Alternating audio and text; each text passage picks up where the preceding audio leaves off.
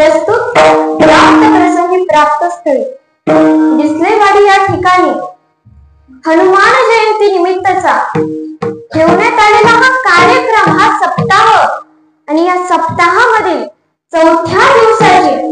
कीर्तनरूपी सेवा ही तुम्हा श्रोते मंडळींच्या आशीर्वादाने, तसेच मंडपाच्या आत बसलेले, मंडपाच्या बाहेर बसलेले, कीर्तनाला यायची इच्छा असून देखील घरी गॅमी खेळत बसलेले माझे बंधू भगिनी आणि मालिका बघत बसलेल्या माझ्या महामाता मावल्या यांच्या देखील कृपा आशीर्वादाने,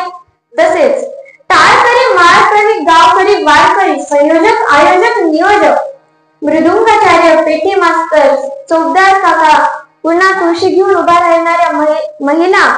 या सर्वांच्या विनेकरी बाबा असतील, या सर्वांच्या कृपा सहकार्याने तसेच कृपा आशीर्वादाने देखील म्हणता येईल.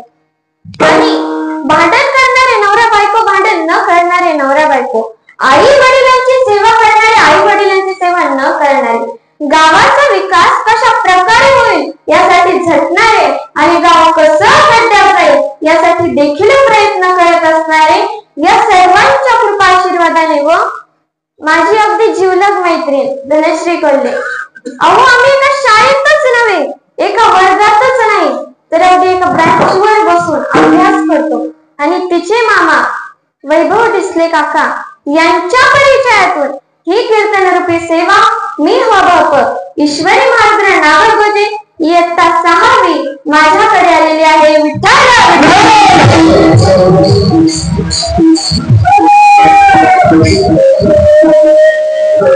तर या कीर्तनरूपी सेवेकरिता निवडलेला अभंग हा देवभूमी निवासी संत, अहो ज्यांचा गाथा पाण्यावरती दगडासहित 13 दिवस लावल्यासारखा तळला,